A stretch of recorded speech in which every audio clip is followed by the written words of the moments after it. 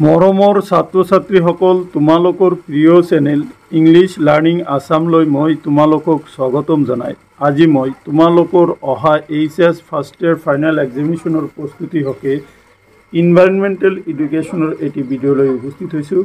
মৰমৰ ছাত্ৰ ছাত্ৰীসকল, এই ভিডিঅ'ত মই তোমালোকৰ বাবে 2020 আৰু 2022 বৰ্ষত অহা 10টা দীঘল প্ৰশ্নৰ সমাধান আগবঢ়াম আৰু তোমালোকৰ এই 10টা দীঘল প্ৰশ্নৰ সমাধান অহাকালিৰ পৰীক্ষাৰ কাৰণে খুবেই দৰকাৰী। গতিকে তোমালোকে দেৰি নকৰি এতিয়াই তোমালোকৰ কাগজ কলম উলিয়াই কোশ্চিনসমূহ নোট ডাউন কৰি অহাকালিৰ কাৰণে প্ৰস্তুতি লোৱা। বলাচোন মৰমৰ ছাত্ৰ ছাত্ৰীসকল, পোনপ্ৰথমতে মই তোমালোকৰ আগত 2020 কোশ্চিন পেপাৰখনৰ সমাধান লৈ আহিছোঁ। প্ৰশ্ন 4 তোমালোকৰ 4 বা 5 নং প্ৰশ্নত থাকিব। তলৰ প্ৰশ্নকেইটাৰ উত্তৰ দিয়া যিকোনো দুটা 5 পূৰণ 2 = 10। এই পানী প্ৰদূষকবোৰ কি এইবোৰ বৰ্ণনা কৰা।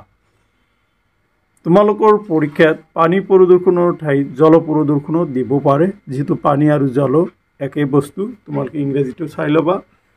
উত্তৰ তলত দিয়াবোৰক পানী বা জল প্ৰদূষক হিচাপে বিবেচনা কৰা হয়। এইখিনিতে এটা কথা তোমালোকক কৈ থওঁ যে এই যিবিলাক মই পইণ্ট আলোচনা কৰিছোঁ, সেই পইণ্টখিনি মই ইয়াতে আলোচনা কৰা নাই, মুখে কৈ যাম। তোমালোকে অকণমান এটা শাৰীকৈ পৰীক্ষাত আলোচনা কৰি দিবা, যিহেতু প্ৰশ্নটো দীঘল প্ৰশ্ন, 5 নম্বৰ প্ৰশ্ন, গতিকে অলপ আলোচনা কৰিব লাগিব। ইয়াতে কোৱা হৈছে 1, ইয়াৰ পইণ্টকেইটা লৈ অহা 1 ঘৰুৱা আৱৰ্জনা। আমি ঘৰুৱা যিখিনি আৱৰ্জনা, যিবিলাক আমাৰ এই শাক পাচলিৰ আৱৰ্জনা বা ঘৰৰ কাপোৰ বা ঘৰৰ যিবিলাক কাগজ কানি, সেই আৱৰ্জনাসমূহে কি কৰে, যদি আমি পানীত পেলাই দিওঁ, সেই পানী কি হ'ব, প্ৰদূষিত হ'ব। নাম্বাৰ 2, ঔদ্যোগিক বৰ্জিত পদাৰ্থ, very important for water pollution.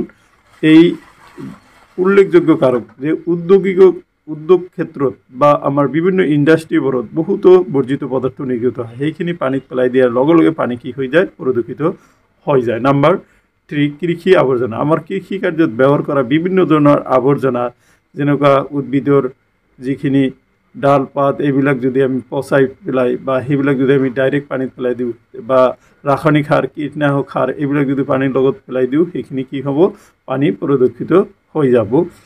Number 4, নগৰ অঞ্চলৰ পৰা বৈ যোৱা আৱৰ্জনা। আমাৰ নগৰ অঞ্চলত বিভিন্ন আধুনিক যুগত বিভিন্ন ধৰণৰ আৱৰ্জনা সৃষ্টি হয়। সেই আৱৰ্জনাসমূহ যদি আমি পানীত পেলাই দিওঁ বা সেইখিনি পানীৰ লগত মিহলি হৈও পানী কি কৰে, প্ৰদূষিত কৰে। 5, দ্ৰৱণীয় বৰ্জিত পদাৰ্থ, যিবোৰ পদাৰ্থ আমাৰ পানীৰ লগত মিহলি হৈ যায়, পেলনীয়া যিখিনি পানী পেলাই দিয়াৰ লগে লগে পানীখিনি কি হয়, পানীৰ লগত মিহলি হৈ যায়, সেইখিনি পদাৰ্থ পেলালেও আমাৰ কি হয়, পানী প্ৰদূষণ হয়। নাম্বাৰ 6, তেল বিয়পি পৰা। তেল, যিখিনি তেল আমাৰ খাৰুৱা তেল মিক্স বেছিকৈ যদি সেইখিনি আমি যদি পানীত পেলাই দিওঁ, সেই পানীখিনিও কি তেলৰ লগত সংযুক্ত হৈ প্ৰদূষিত হৈ পৰে। নাম্বাৰ 6, আৱৰ্জনাৰ গাঁতৰ পৰা ওলোৱা ঘেলা পানী। যিবিলাক আৱৰ্জনা আমি দম কৰি ৰাখোঁ, তাৰ পৰা কি পচি গৈ সেইবিলাক কি হয়, এটা গেলা পানী হয় বা লেতেৰা পানী হয়। সেই পানীখিনি যদি আমাৰ বৈ যোৱা পানীৰ লগত মিহলি হৈ যায়, তেতিয়াহ'লে সেই পানীও কি হয়, প্ৰদূষিত হৈ যায়, দূষিত হৈ যায়। নাম্বাৰ 8, আৱৰ্জনাৰ দম। আমি আৱৰ্জনাৰ দমবিলাক যদি পানীত পেলাই দিওঁ, সেইখিনিও পানী প্ৰদূষণ কৰে।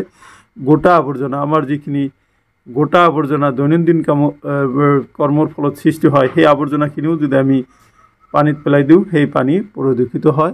তাপবিদ্যুৎ প্ৰদূষক, আমাৰ যিবিলাক পানী আমি গৰম কৰোঁ, তাপ উৎপাদন কৰোঁ, সেই গৰম পানীও কিন্তু প্ৰদূষিত হৈ যায়। নাম্বাৰ 11, তেজস্ক্ৰিয় পদাৰ্থ। যিখিনি তেজস্ক্ৰিয় পদাৰ্থ পানীৰ লগত মিহলি হৈ কি হয়, পানী প্ৰদূষিত কৰি পেলায়। 11, ক্ষুদ্ৰ অপদ্ৰব্য আৰু বায়ুমণ্ডলীয় গেছ। যিবিলাক ক্ষুদ্ৰ অপদ্ৰব্য আছে আৰু বায়ুমণ্ডলৰ যিবিলাক গেছ আছে, সেই গেছখিনিও যদি আমি পানীৰ লগত মিহলি হৈ কি হয়, পানী প্ৰদূষিত হয়। নাম্বাৰ 13, সংক্ৰামক দ্ৰব্য। যিবিলাক দ্ৰব্য আমাৰ বেমাৰ আজাৰ সৃষ্টি কৰে, সেই দ্ৰব্যখিনি বা কণ্টামিনেশ্যন হৈ যায়, সেইখিনি পানীত পেলাই দিয়া বিষ জাতীয় বস্তু যদি পদাৰ্থ দ্ৰব্য যদি আমি পানীত পেলাই দিওঁ, সেইখিনিও পানী কি কৰে, প্ৰদূষিত কৰে। চ' মাই ডিয়াৰ ষ্টুডেণ্টছ, যেহেতু দীঘল প্ৰশ্ন তোমালোকে এই 13টা পইণ্ট লিখিবাই, লগতে এক লাইনকৈ লিখি দিলে তোমালোকে 5ৰ ভিতৰত 5 নম্বৰ পাই যাবা। এতিয়া মই তোমালোকৰ আগত 2 নম্বৰ প্ৰশ্ন লৈ আহিছোঁ। 2 নম্বৰ প্ৰশ্নত কোৱা হৈছে স্বাস্থ্য আৰু পৰিচ্ছন্নতাৰ গুৰুত্ব বৰ্ণনা কৰা। মৰমৰ ছাত্ৰ ছাত্ৰীসকল, তোমালোকৰ স্বাস্থ্য আৰু পৰিচ্ছন্নতা নাইবা পৰিৱেশ আৰু স্বাস্থ্য বুলিও পৰীক্ষা দিব পাৰে। তোমালোকে এইখিনি চাই যোৱা যে মই মাতি নাযাওঁ, তোমালোকে হ'ব মাতি গৈছোঁ। বিশ্ব স্বাস্থ্য সংস্থা WHOৰ মতে স্বাস্থ্য হৈছে মানুহৰ শাৰীৰিক, মানসিক আৰু সামাজিক কল্যাণৰ এটা পূৰ্ণ অৱস্থা। কেৱল ৰোগমুক্ত আৰু সুস্থ অৱস্থাটোৱেই স্বাস্থ্য বুলিব নোৱাৰি। নিজৰ পৰিৱেশৰ পৰাই মানুহৰ স্বাস্থ্য প্ৰভাৱিত হয়। পৰিপুষ্টি, ৰাসায়নিক, ভৌতিক, জীৱ বৈজ্ঞানিক, মানসিক, শোচনীয় জীৱন ধাৰণৰ অৱস্থা আদি সকলোৰে মাজত আন্তঃসম্পৰ্ক আছে। খোৱা পানীৰ যোগান স্বাস্থ্যৰ বাবে অপৰিহাৰ্য, মানুহৰ এটা মৌলিক অধিকাৰ আৰু স্বাস্থ্য ৰক্ষাৰ ফলদায়ক স্বাস্থ্য আঁচনিৰ এটা উপাদান। আন্তঃৰাষ্ট্ৰীয় আৰু ৰাষ্ট্ৰীয় নীতি নিৰ্ধাৰণৰ বিভিন্ন মঞ্চ দীৰ্ঘদিন ধৰি পানী, অনাময় আৰু পৰিচ্ছন্নতাৰ গুৰুত্ব প্ৰতিফলিত হৈছে। টাইফয়েড, কলেৰা, হেপাটাইটিছ, পলিঅ', এণ্টাৰাইটিছ, এমিবিঅ'চিছ, জিয়াৰ্ডিয়াচিছ আদিকে ধৰি ভাৰতৰ 80%তকৈ বেছি ৰোগ হৈছে পানীৰ পৰা হোৱা ৰোগ।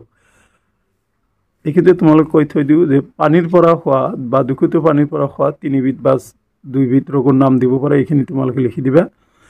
পানীৰ পৰা আটাইতকৈ বেছিকৈ দেখা দিয়া আৰু বেছি মানুহক আক্ৰমণ কৰা বেমাৰ হৈছে অণুজীৱ সংক্ৰমণ। বহু বিষাক্ত ৰাসায়নিক দ্ৰব্য, কীটনাশক দ্ৰব্য, গধুৰ মৌল, যেনে গধুৰ মৌলৰ 2টা উদাহৰণ দিব পাৰে, পাৰা, কেডমিয়াম, আদি বিভিন্ন ধৰণে পানী আৰু মাটিত মিহলি হয়। এই দ্ৰব্যসমূহ খাদ্য শৃংখলৰ মাজেৰে মূৰকত মানুহৰ শৰীৰলৈ আহে আৰু শৰীৰত বিৰূপ প্ৰভাৱ পেলায়। আকৌ বিভিন্ন উদ্যোগ আৰু পৰিবহণ ব্যৱস্থাই বায়ুমণ্ডলত বিভিন্ন গেছ এৰি দিয়ে। ইয়াৰে কিছুমান গেছ যেনে sulphur dioxide, carbon monoxide, nitrous oxide, hydrocarbon আৰু বতাহত উৰি ফুৰা ধূলিকণা বিভিন্ন পৰ্যায়ত বিভিন্ন ধৰণৰ স্বাস্থ্যৰ ক্ষতি কৰে। গোটা আৱৰ্জনাই বায়ু, পানী আৰু মাটিৰ গুণাগুণ নষ্ট কৰে। ইয়াৰ পৰা স্বাস্থ্য, পৰিৱেশ তথা পৰিচ্ছন্নতাৰ প্ৰতি ভাবুকিৰ সৃষ্টি হয়। কেতিয়াবা শোচনীয় লেতেৰা অৱস্থাৰ মাজত থকা ঘৰ-বাৰীয়েও স্বাস্থ্যৰ গুৰুত্বৰ ওপৰত ক্ষতি কৰে। সাধাৰণতে নগৰাঞ্চলৰ বস্তি বাসিন্দাসকলৰ মাজত এনে অৱস্থা দেখা যায়। নিৰক্ষৰতা, নিজৰ স্বাস্থ্য আৰু পৰিৱেশ সম্পৰ্কে সজাগতাৰ অভাৱ, দৰিদ্ৰতা, পৰিয়ালৰ বৃহৎ আকাৰ, শোচনীয় নলা-নৰ্দমা আৰু অনাময় ব্যৱস্থাৰ উপযুক্ত চিকিৎসাৰ সুবিধাৰ অভাৱ হৈছে মানুহৰ স্বাস্থ্যৰ শোচনীয় অৱস্থাৰ ৰূপ। মৰমৰ ছাত্ৰ ছাত্ৰীসকল, এইখিনি দিলে তোমালোকৰ আনচাৰটো একুৰেট হৈ যাব। প্ৰশ্ন চি, দুৰ্যোগ ব্যৱস্থাপনাত ছাত্ৰ ছাত্ৰীৰ ভূমিকা লিখা। Very important question for your upcoming examination. ছাত্ৰ ছাত্ৰীসকল সমাজৰ এক অবিচ্ছিন্ন আৰু অতি সংবেদনশীল অংগ। আজিৰ ছাত্ৰ ছাত্ৰীসকল কাইলৈ দেশৰ নাগৰিক। সেয়েহে দুৰ্যোগ ব্যৱস্থাপনাত ছাত্ৰ ছাত্ৰীয়েও বিশেষ ভূমিকা ল'ব পাৰে। যথা নম্বৰ 1, স্কুল, কলেজত বা অন্যান্য সামাজিক অনুষ্ঠানত দুৰ্যোগ ব্যৱস্থাপনাৰ বাবে যিবোৰ দিহা দিয়া হয় সেইবোৰ ঘৰৰ জ্যেষ্ঠজনৰ লগত আলোচনা কৰিব লাগে আৰু সাৱধানতাসমূহ নিজে আগভাগ লৈ পালন কৰিব লাগে। 2, প্ৰাকৃতিক দুৰ্যোগসমূহৰ ভিতৰত আটাইতকৈ ভয়াৱহ হ'ল ভূমিকম্প, কাৰণ ইয়াৰ আগজাননী পোৱা অতি দুৰূহ আৰু অতি ক্ষীপ্ৰ গতিত মুহূৰ্তৰ ভিতৰত ঘটিব পাৰে। ভূমিকম্পৰ সময়ত আতংকগ্ৰস্ত হ'ব নালাগে আৰু বিশেষকৈ দিহা পৰামৰ্শসমূহ মানি চলিব লাগে। 3, ভূমিকম্প হ'লে দুৱাৰৰ চৌকাঠ, ঘৰৰ চুক, মজবুত টেবুল বা বিচনাৰ তলত বা মুকলি ঠাইত আশ্ৰয় ল'ব লাগে। 4, কেতিয়াও বিজুলীৰ তাঁৰৰ তলত, ওখ গছৰ তল, পানীৰ টেংকি, আইনা লগোৱা খিৰিকী বা বাকচ পাকঘৰ গা ধোৱা ঘৰত আশ্ৰয় ল'ব নালাগে। 5 শোৱা বহা বা পৰা কোঠাত সহজে বাগৰি পৰা বয় বস্তু আলমাৰি ৰেক আদি মজবুতকৈ ৰখাৰ ব্যৱস্থা কৰিব লাগে। তাৰপিছত 6 নম্বৰলৈ আহা, সহজতে ঢুকি পোৱা অৱস্থাত ঘৰৰ মূল প্ৰৱেশদ্বাৰৰ ওচৰত এটা বেগত পানী খোৱা বস্তু প্ৰাথমিক সাহায্য এটা হুইচেল টৰ্চ লাইট আদি ৰাখি থ'ব লাগে যাতে জৰুৰীভাৱে ব্যৱহাৰ কৰিব পাৰি। 7 অগ্নি নিৰ্বাপক বাহিনী জিলা প্ৰশাসন অসামৰিক প্ৰতিৰক্ষা আদিৰ ফোন নম্বৰবোৰ হাতৰ ওচৰত বা মোবাইল ফোনত সংৰক্ষণ কৰি থ'ব লাগে। আজিকালি ডাইল 100কৈ ধৰি তেনেধৰণৰ নম্বৰ প্ৰশাসনৰ ফালৰ পৰা দিয়া হয়। নম্বৰ 8 বানপানী হোৱা অঞ্চলত সতৰ্কতামূলক ব্যৱস্থাসমূহ যেনে খাদ্যবস্তু প্ৰাথমিক চিকিৎসা টৰ্চ খোৱা পানী আদি মজবুত কৰি থ'ব লাগে। কলগছৰ ভুৰ আদি আগৰ পৰাই সাজু কৰি থ'ব লাগে। 9 ৰেডিঅ' দূৰদৰ্শন আদি নিয়াৰিকৈ শুনি থাকিলে বানপানী ধুমুহা শিলাবৃষ্টি চুনামি আদিৰ আগতীয়া খবৰ পাব পাৰি। 10 এই ক্ষেত্ৰত স্থানীয় প্ৰশাসনে জাৰি কৰা নিষেধাজ্ঞাসমূহ মানি চলিব লাগে। চ' মাই ডিয়াৰ ষ্টুডেণ্টছ, এইখিনি হ'ল দুৰ্যোগৰ সময়ত ছাত্ৰ ছাত্ৰীয়ে ল'ব লগা কি সতৰ্কতাসমূহ বা পালন কৰিবলগীয়া কৰ্তব্য। নেক্সট কোশ্চিন ডি, ৰাষ্ট্ৰীয় সংৰক্ষণ কৌশল সম্পৰ্কে লিখে। ৰাষ্ট্ৰীয় সংৰক্ষণ কৌশল। ৰাষ্ট্ৰীয় সংৰক্ষণ কৌশলসমূহ হ'ল বিধায়িনী। জৈৱ বৈচিত্ৰ্যৰ সংৰক্ষণৰ বাবে ভাৰতত কেইবাখনো আইন বলবৎ কৰা হৈছে।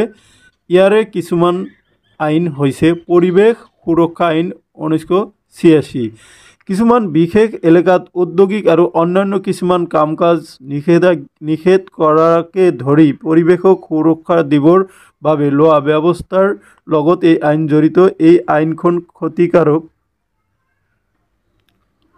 দ্ৰব্যৰ উৎপাদন ব্যৱহাৰ নিৰ্গমন আৰু সৰবৰাহ আদিৰ প্ৰতিৰোধ আৰু নিয়ন্ত্ৰণৰ লগতো জড়িত। এতিয়া বন সুৰক্ষা আইন 1980, বনাঞ্চলৰ মাটি অবনাঞ্চলীয় কাৰ্যকলাপত কৰা ব্যৱহাৰৰ বাধা আৰোপ বা নিয়ন্ত্ৰণ এই আইনে তদাৰক কৰে। বন্যপ্ৰাণী সুৰক্ষা আইন 1972 আৰু বন্যপ্ৰাণী সুৰক্ষা সংশোধিত আইন 1991। এই দুখন আইনে জীৱ জন্তুৰ চিকাৰত বাধা দিয়া আৰু নিষিদ্ধ কৰাৰ লগতে কিছুমান বিশেষ উদ্ভিদক সুৰক্ষা দিয়ে। অভয়াৰণ্য আৰু ৰাষ্ট্ৰীয় উদ্যানৰ স্থাপন আৰু পৰিচালনা, কেন্দ্ৰীয় চিৰিয়াখানাৰ প্ৰাধিকৰণৰ স্থাপন, চিৰিয়াখানাৰ নিয়ন্ত্ৰণ আৰু আবদ্ধ প্ৰজনন এই আইনৰ অন্তৰ্গত। বন্যপ্ৰাণীৰ প্ৰাণীজাত সামগ্ৰী আৰু সজ্জিত সামগ্ৰী আদিৰ ব্যৱসায় আৰু বাণিজ্যকো এই আইনে নিয়ন্ত্ৰণ কৰে। চ' মৰমৰ ছাত্ৰ ছাত্ৰীসকল, এইকেইটা আছিলে 2020 বৰ্ষত অহা 4টা দীঘল প্ৰশ্নৰ উত্তৰ আৰু তাৰ সমাধান। এতিয়া মই তোমালোকৰ আগত 2022 বৰ্ষৰ কুৱেশ্যন পেপাৰৰ সলিউশ্যন লৈ আহিছোঁ। এইখিনিতে তোমালোকে জনাই থৈ যে এই কুৱেশ্যন পেপাৰ সলিউশ্যনৰ লগে লগে 2022 বৰ্ষৰ কুৱেশ্যন পেপাৰখন সম্পূৰ্ণৰূপে সলিউশ্যন কৰি দিয়া হ'ব। যদি কোনোবা মোৰ ছাত্ৰ ছাত্ৰী চোৱা নাই বা পোৱা নাই তেতিয়াহ'লে তোমালোকে চেনেলটো ছাবস্ক্ৰাইব কৰি লৈ বাকী প্ৰশ্নসমূহ চাবা। ইতিমধ্যে তোমালোকে জনাই থওঁ যে 2022 চনৰ এটা ভিডিঅ' ইতিমধ্যে 68K ভিউ হৈছে, গতিকে তোমালোকে এইটো ইউটিউবত চাৰ্চ কৰিলেও পাই যাবা। এই ভিডিঅ'ৰ লগে 2022 বৰ্ষৰ কুৱেশ্যনৰ সম্পূৰ্ণ সমাধান হৈ যাব আৰু ইয়াৰ পৰা ভালেখিনি কুৱেশ্যন কিন্তু তোমালোকৰ অহা পৰীক্ষাত সহায় আহিব। প্ৰশ্ন 4, তলৰ প্ৰশ্নকেইটাৰ উত্তৰ দিয়া যিকোনো দুটা। ইয়াতে 6টা প্ৰশ্ন দিছে। কিমান অপশ্যন দিছে দেখা। এ, বিভিন্ন প্ৰকাৰৰ বায়ু প্ৰদূষকসমূহ বৰ্ণনা কৰা। বিভিন্ন প্ৰকাৰৰ বায়ু প্ৰদূষকৰ নাম হ'ল বায়ু প্ৰদূষণৰ উৎসসমূহ। প্ৰকৃতিত বায়ু কেতিয়াও পৰম স্বচ্ছ বা নিকা অৱস্থাত পোৱা নাযায়। আদিম মানৱ যেতিয়াই জুইৰ ব্যৱহাৰ কৰিবলৈ শিকিছিল সেই দিনাৰ পৰাই বায়ু প্ৰদূষণ আৰম্ভ হ'ল। বায়ু প্ৰদূষণসমূহ আমি দুই প্ৰকাৰৰ প্ৰধান উৎসসমূহ দুই প্ৰকাৰৰ হ'ব পাৰে। এটা হ'ল প্ৰাকৃতিক উৎস আৰু এটা হ'ল মানৱ সৃষ্ট বা মানুহে সৃষ্টি কৰা উৎসসমূহ। এতিয়া মই তোমালোকৰ আগত প্ৰাকৃতিক উৎসসমূহ আলোচনা কৰিম। নাম্বাৰ 1 আগ্নেয়গিৰিৰ উদগীৰণ। এই আগ্নেয়গিৰিৰ উদগীৰণৰ ফলত তোমালোকৰ ছালফাৰ ডাই অক্সাইড, হাইড্ৰজেন সালফাইড, কাৰ্বন ডাই অক্সাইডৰ দৰে বিষাক্ত গেছ নিৰ্গমন হয়। নাম্বাৰ 2 বনজুই। ক্ৰান্তীয় অঞ্চলত গোটেই বছৰতে বনজুই এটা সাধাৰণ ঘটনা। এই অগ্নিকাণ্ডৰ সময়ত বৃহৎ পৰিমাণৰ ধোঁৱা আৰু ক্ষুদ্ৰ ক্ষুদ্ৰ কণা বতাহত মিহলি হয়। জৈৱিক আৰু অজৈৱিক দ্ৰব্যৰ স্বাভাৱিক আৰু গেলি পচি যোৱা কাৰ্য। ইয়াত কি হ'ব? মিথেন, কাৰ্বন ডাই অক্সাইড আদি গেছ বতাহত মিহলি হয়। ধূলি, বিভিন্ন পৰিমাণৰ ধূলি সদায় বায়ুমণ্ডলত মিহলি হৈ থাকে। ফুলৰ ৰেণু। বসন্তকালত ফুলৰ ৰেণু উৎপত্তি হোৱাৰ সময়ত বতাহত মিহলি হৈ বায়ু প্ৰদূষণ হয়। প্ৰথম ভেঁকুৰৰ স্পৰ, শেলাই, ভেঁকুৰ, বেক্টেৰিয়া, ইষ্ট, মামৰ স্পৰ আদিৰ দৰে ক্ষুদ্ৰ অণুজীৱ বিভিন্ন ধৰণৰ কণিকা হিচাপে বায়ুমণ্ডলত মিহলি হয়। নাম্বাৰ দ্বিতীয় তেজস্ক্ৰিয় পদাৰ্থ। তেজস্ক্ৰিয় পদাৰ্থ পৃথিৱীৰ খোলাটোৰ ভিতৰত থকা তেজস্ক্ৰিয় পদাৰ্থ আৰু বহিৰ্জগতৰ পৰা অহা মহাজাগতিক ৰশ্মিয়ে বায়ুমণ্ডলত থকা গেছীয় পদাৰ্থসমূহৰ সৈতে কৰা ক্ৰিয়াই বায়ুমণ্ডলত হোৱা তেজস্ক্ৰিয়তাৰ বাবে ঘাইকৈ জগৰীয়া। এতিয়া মানুহে সৃষ্টি কৰা উৎসসমূহ। ক বনাঞ্চল ধ্বংস। খ যান-বাহনৰ পৰা ধোঁৱা নিৰ্গমন। গ জীৱাশ্ম ইন্ধনৰ দহন। ঘ ক্ষিপ্ৰ উদ্যোগীকৰণ। আধুনিক কৃষি কাৰ্য। তোমালোকে এইবিলাক অলপ এটা শাৰীকৈ বৰ্ণনা কৰিব লাগিব। বনাঞ্চলৰ ধ্বংস। বনাঞ্চলসমূহ হৈছে পৃথিৱীৰ আটাইতকৈ গুৰুত্বপূৰ্ণ সম্পদ। এখন সেউজীয়া আৱৰণে পৃথিৱীক ঢাকি ৰাখে। এই অৰণ্যসমূহ কেৱল অসংখ্য সা-সামগ্ৰী উৎপাদন নকৰে, জীৱনৰ বাবে অতি গুৰুত্বপূৰ্ণ কিছুমান পাৰিৱেশিক সেৱাও আগবঢ়ায়। কিন্তু উদ্বেগৰ কথা যে প্ৰত্যেক ঠাইতে ব্যাপক হাৰত অৰণ্য ধ্বংস হোৱাৰ ফলত কি হৈছে? আমাৰ পৰিৱেশ বা বায়ু প্ৰদূষিত হৈছে। তোমালোকে তাৰপিছত যান-বাহনৰ পৰা ধোঁৱা নিৰ্গমন, ধোঁৱাই যান-বাহনৰ পৰা যিখিনি ধোঁৱা নিৰ্গমন হয় সেইখিনিৰ কি হয়? যে প্ৰধান প্ৰদূষক হৈছে কাৰ্বন মনোক্সাইড, হাইড্ৰ'কাৰ্বন, নাইট্ৰজেনৰ বিভিন্ন অক্সাইড আৰু বায়ুত উপঙি থকা কণিকা। নেক্সট জীৱাশ্ম ইন্ধনৰ দহন। জীৱাশ্ম ইন্ধন বুলি ক'লে আমি কয়লা, কাঠ আৰু পেট্ৰলিয়ামজাত পদাৰ্থৰ বুজো। আৰু সেইখন দহনৰ ফলত হোৱা ধোঁৱাৰ ফলতো আমাৰ কি হয়? বায়ু প্ৰদূষণ হয়। ক্ষিপ্ৰ উদ্যোগীকৰণ, যে ৰাসায়নিক প্ৰকল্প, ধাতৱ পদাৰ্থ নিৰ্মাণকাৰী প্ৰকল্প, স্প্লিণ্টাৰ, কাগজ কল, সূতা আৰু কাপোৰৰ মিল, পেট্ৰলিয়াম শোধনাগাৰ, সাংশ্লেষিক ৰাবাৰৰ উৎপাদন প্ৰকল্প আদিৰ দৰে উদ্যোগৰ পৰা 20% বায়ু প্ৰদূষণ হয়।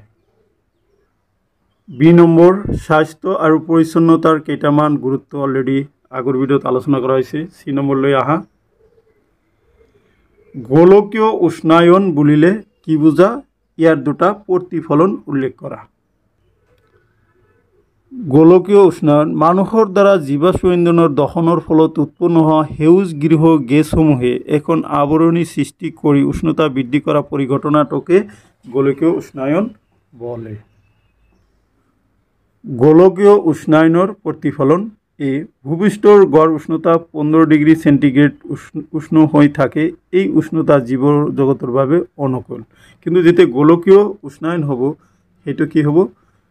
এই ডিগ্ৰীটো 15ৰ পৰা বেছি হ'লে তেতিয়াহ'লে জীৱকুলৰ কাৰণে ই প্ৰতিকূল হৈ যাব। বি জলবায়ুৰ পৰিৱৰ্তন হ'ব।